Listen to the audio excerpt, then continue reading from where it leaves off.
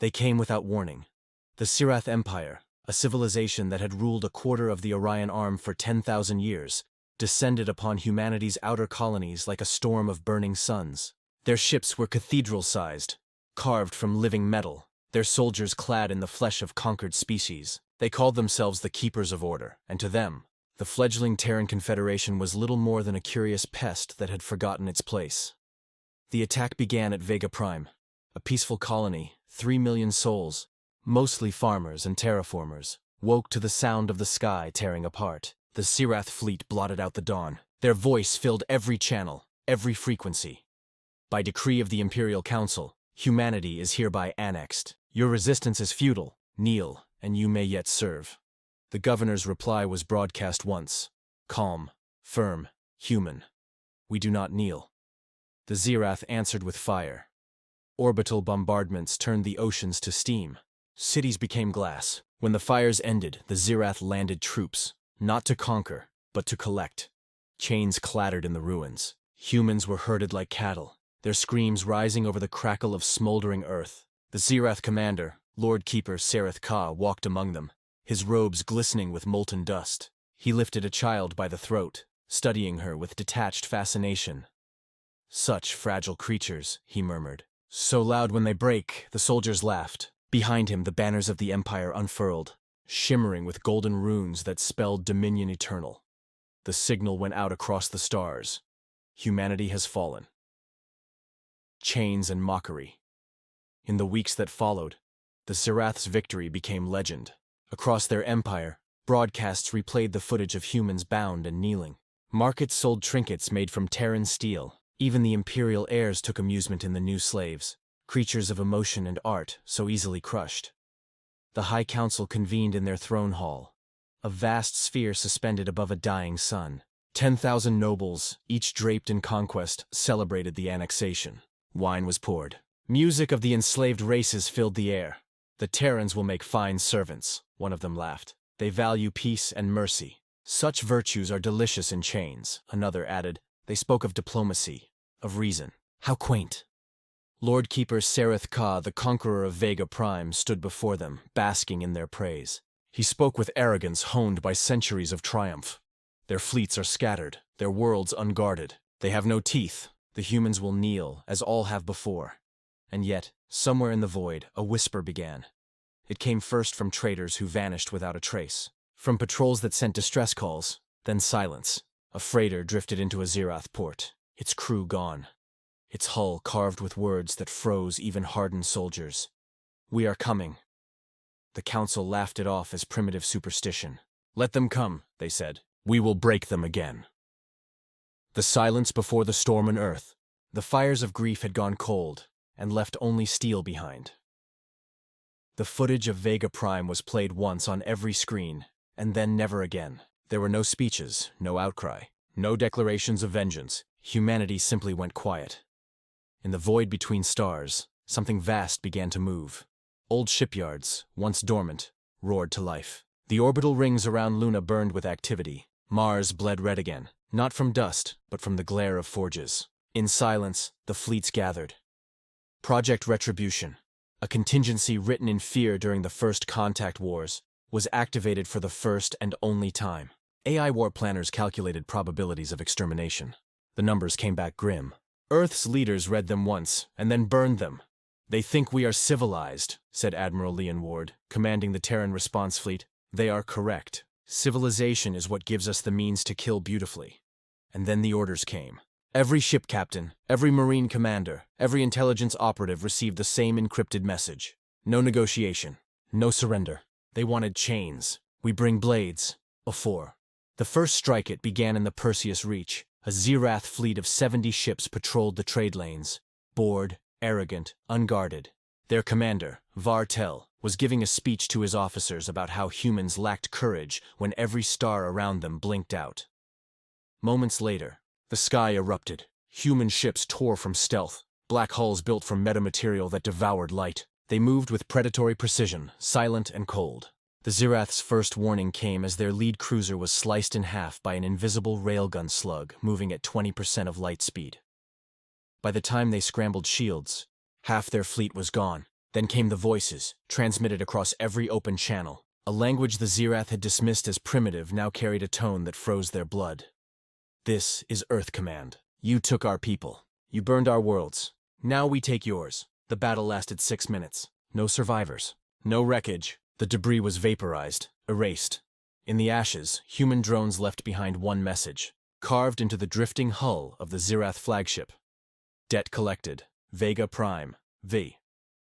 The galaxy tremblesat. First, the Empire refused to believe it. They blamed pirates, internal rebellion, even cosmic storms. But when the second fleet vanished, and then the third, they began to whisper the unthinkable. The humans were not defeated.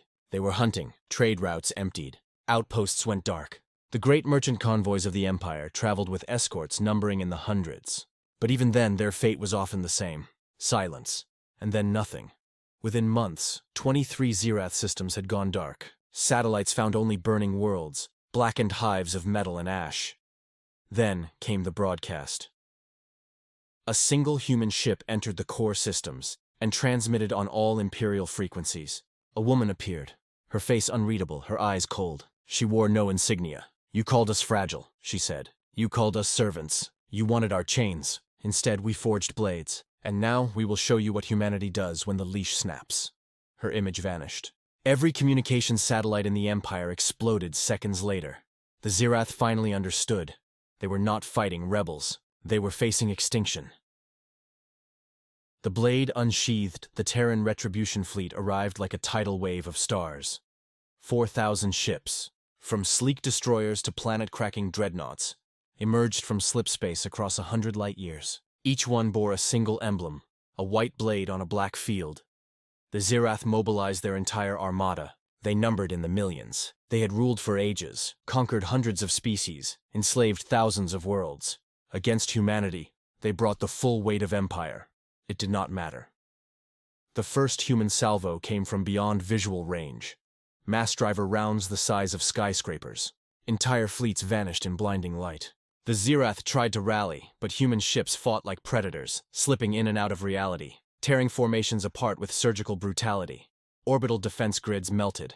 Stations broke apart like toys. For every human ship destroyed, 10 Zirath died. The Zirath High Command screamed across their networks, calling for retreat. But Earth's fleet did not pursue. They encircled. Trapped. Cut supply lines. Waited. They let the Empire starve. 7. The Fall of the Golden Throne. When the humans reached the Imperial throne world of Zirath Prime, there was no battle, only execution. Human drop pods fell like meteors, cutting through the clouds. When they struck the surface, soldiers poured out.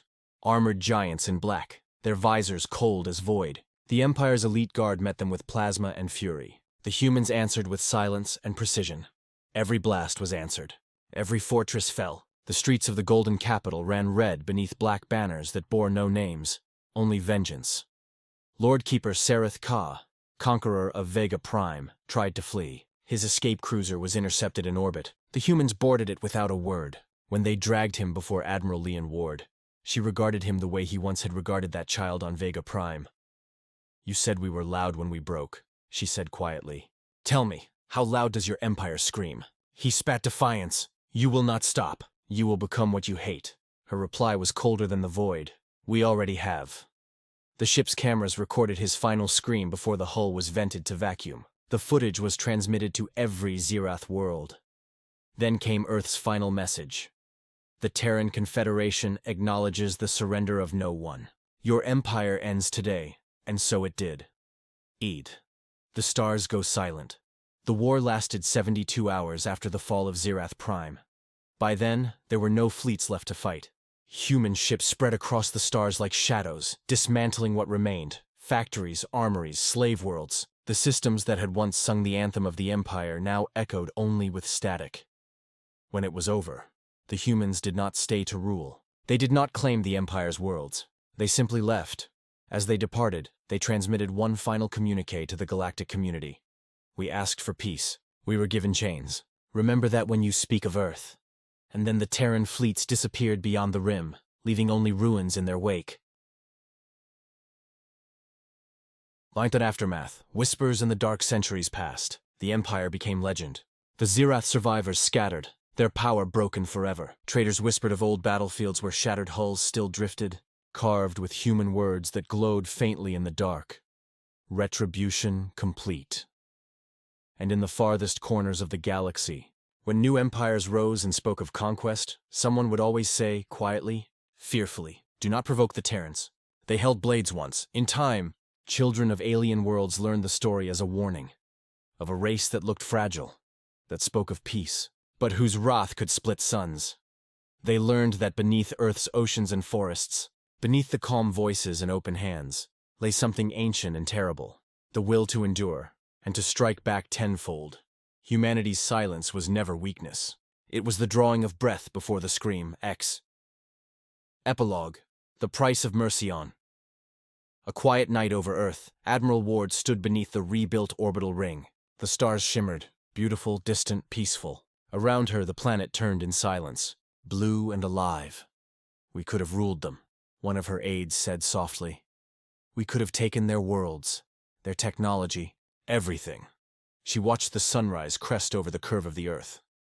"We didn't fight to rule," she replied. "We fought to remind them that mercy has limits."